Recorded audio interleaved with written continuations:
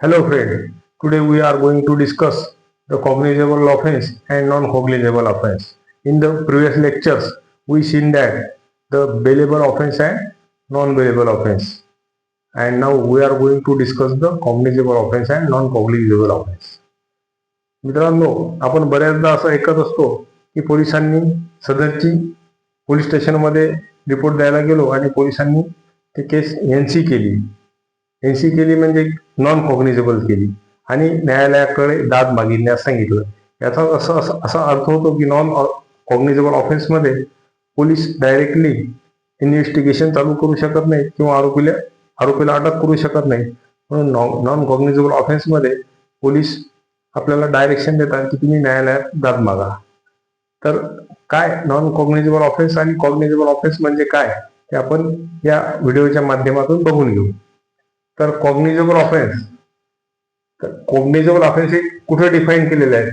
Define in section 2G of बीएनएसएसच्या section 2 clause G मध्ये cognizable offence define केलेला आहे. आणि नॉन कॉग्निजेबल ऑफेन्स जो आहे तो define in section 2O of BNS मध्ये डिफाईन केलेला आहे. डेफिनेशनच्या बाबतीत आपण बघितलं. त्यानंतर कॉग्निजेबल ऑफेन्स मध्ये a police officer may in accordance with the first schedule of BNSS or any other law of the time being in force arrest without a warrant. Cognizable offence मध्ये पोलिसांकडे power असतात की ते आरोपीला without warrant सुद्धा अटक करू शकतात.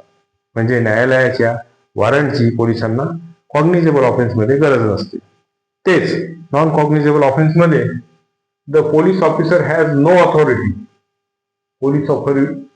पोलिसांकडे पॉवर नाही आहे, authority to arrest without a warrant. Without warrant शिवाय पोलिसांकडे नॉन कॉग्निजेबल ऑफेन्स मध्ये अरेस्ट करायची पॉवर नाही आहे. त्याकरिता त्यांना न्यायालयाकडून वॉरंटचा आदेश घ्यावा लागेल किंवा न्यायालयाकडून तसा आदेश असल्याशिवाय पोलीस नॉन कॉग्निजेबल ऑफेन्स मध्ये आरोपीला अटक करू शकत नाही. त्यानंतर इन्व्हेस्टिगेशनच्या बाबतीत नॉन कॉग्निजेबल ऑफेन्स मध्ये permission of the court is not required. जर पोलिसांना नॉन कॉग्निजेबल ऑफेन्स मध्ये जर इन्व्हेस्टिगेशन करायचं असलं तर permission of the court is not required. कोर्टाच्या परवानगीची गरज नाही.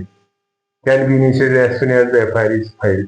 जसंही पोलिसांकडे एफआयआर फाईल केल्या जाईल एखाद्या कॉग्निजेबल ऑफेन्सचा, तशी police investigation without permission of the magistrate त्या ठिकाणी करू शकतात. कोर्टांच्या परवानगी विना सुद्धा इन्व्हेस्टिगेशन स्टार्ट करू शकतात पोलीस कॉग्निजेबल ऑफिसमध्ये. आता नॉन कॉग्निजेबल ऑफिसमध्ये permission of the court required. Investigation can begin only after the issue of an order under section 174 of BNSS. म्हणजे permission of the court is required. कोर्टाच्या परमिशनची गरज राहील या ठिकाणी इन्व्हेस्टिगेशनसाठी.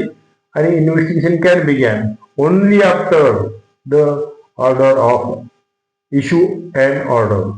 ओनली आफ्टर, ज्यावेळेस कोर्टानं परवानगी दिली, परमिशन दिली, त्यावेळेसच इन्व्हेस्टिगेशन नॉन कॉग्निजेबल ऑफेन्स मध्ये चालू होईल.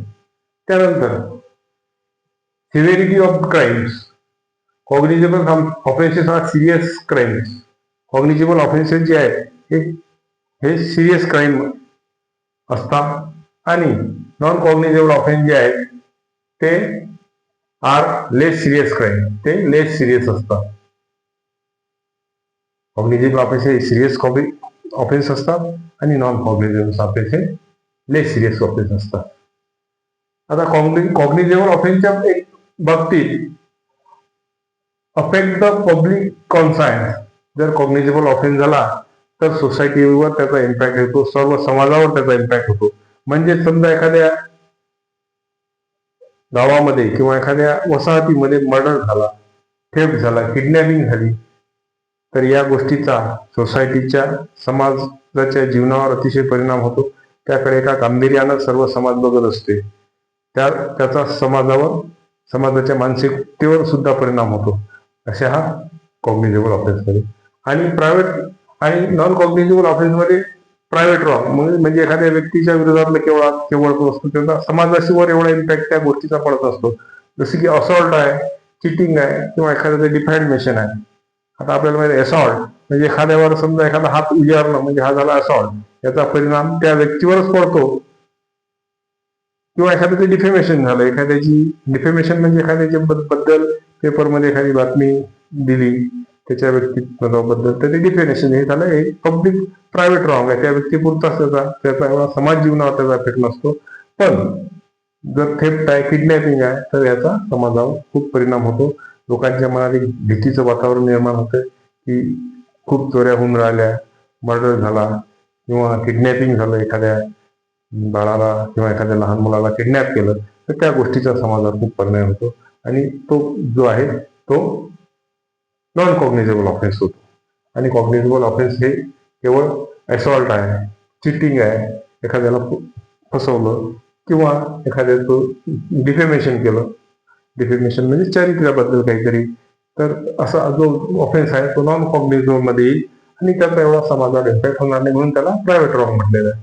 आता पनिशमेंटच्या बाबतीत, पनिशमेंट जनरली अबाउट 3 years, म्हणजे कॉग्निझेबल ऑफेन्स मध्ये जी पनिशमेंट असते ती शक्यतो 3 वर्षापेक्षा जास्तचे जे ऑफेन्स आहेत आणि अप टू लाईफ इम्प्रिझनमेंट पर्यंतचे जे ऑफेन्स आहेत ते कॉग्निझेबल ऑफेन्स असतात. त्यामध्ये डेथ पनिशमेंट सुद्धा असू शकते, फाशी सुद्धा असू शकते. आणि नॉन कॉग्निझेबल ऑफेन्स मध्ये are less serious punishment less than 3 years or 3 years. 3 वर्ष किंवा 3 वर्षापेक्षा कमीची जी पनिशमेंट असते ती नॉन कॉग्निझेबल ऑफेन्स मध्ये असते. पण हा एक याला काही एक्सेप्शन सुद्धा आहे. असं नाही की केवळ 3 वर्षापर्यंतची पनिशमेंट आहे किंवा 3 वर्षापेक्षा कमीची पनिशमेंट आहे म्हणजे तो नॉन कॉग्निझेबल असेल. पण कधी कधी एखादा ऑफेन्स 2 वर्ष पनिशमेंट वाला सुद्धा असतो, पण तो कॉग्निझेबल असतो. त्यामुळे एकदम हा काही असा ऍब्सोल्यूट नाही आहे, पण एक जनरल रूल असा आहे की 3 वर्षापर्यंत जर क्राईम असला तर तो नॉन कॉग्निझेबल मध्ये जाईल आणि 3 वर्षाच्या वरचा असला तर तो कॉग्निझेबल ऑफेन्स मध्ये जाईल.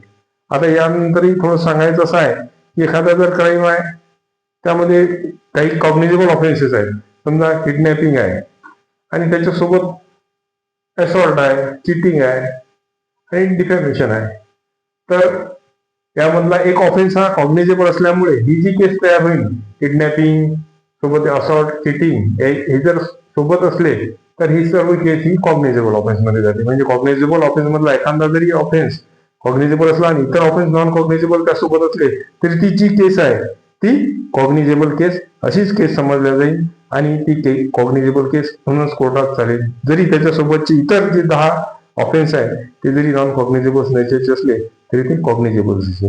पण जर एखादा कॉग्निझेबल नसला आणि सर्व नॉन कॉग्निझेबल असले तर ती नॉन कॉग्निझेबल केस राहील.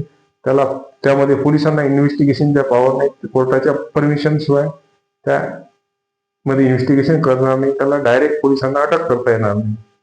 अशा प्रकारे आपण कॉग्निझेबल ऑफेन्स आणि नॉन कॉग्निझेबल ऑफेन्स यामधला फरक जाणून घेतला आणि हा जो फरक आहे हा आपल्याला सामान्यतः ज्यावेळेस आपण पोलीस स्टेशनमध्ये गुन्हा दाखल करण्यासाठी जातो किंवा एखादी केस आपल्या विरुद्ध न्यायालयात चालू असते तर त्यावेळेस या गोष्टी आपल्याला जाणून घेणं खूप महत्वाचे आहे.